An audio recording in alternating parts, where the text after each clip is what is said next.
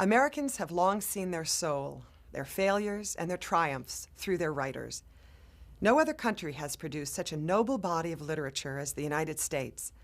Hello, I'm Jane Kesmerick, and welcome to the Great American Authors series. In the decades following the Civil War, American authors received a jolt of creativity.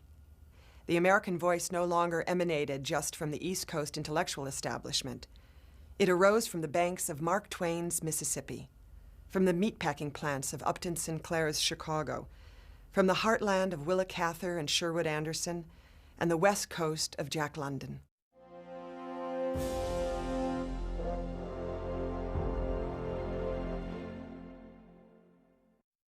By the 1860s, no author was more American than Mark Twain.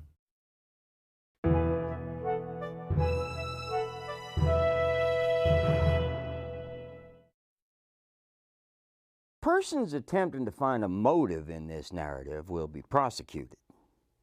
Persons attempting to find a moral in it will be banished.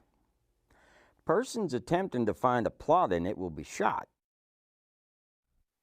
So began the book that caused Ernest Hemingway to declare, "All modern literature comes from one book by Mark Twain called Huckleberry Finn." The Adventures of Huckleberry Finn was written in 1884 and published in 1885. It is the story of Huck Finn, a young lad who lived along the Mississippi River, who needed to break free from the hypocritical constraints of society. In time, Huck teams up with a runaway slave, Jim, and together they journey down the Mississippi River. Huck treats Jim as a human, while everyone else in the book sees him as property. The originality of the book also lay in its writing.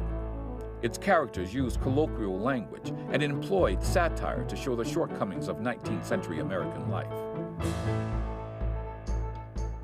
Mark Twain was born Samuel Langhorne Clemens in Missouri in 1835. At the outbreak of the Civil War, he chose not to become involved and went west and began his career as a writer.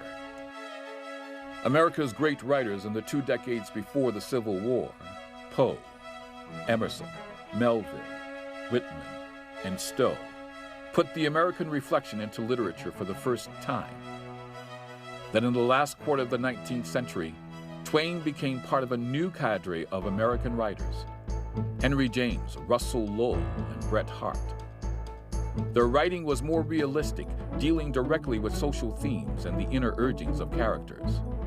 From this point on, American writers carried forth a tradition of great literature equal to any in the world. Twain would go on to become the most quotable of American authors. First, God made the jackass for practice. Then he made congressmen. One of the most striking differences between a cat and a lie is that a cat only has 9 lives. The man with a new idea is a crank until the idea succeeds. Be good and you'll be lonesome.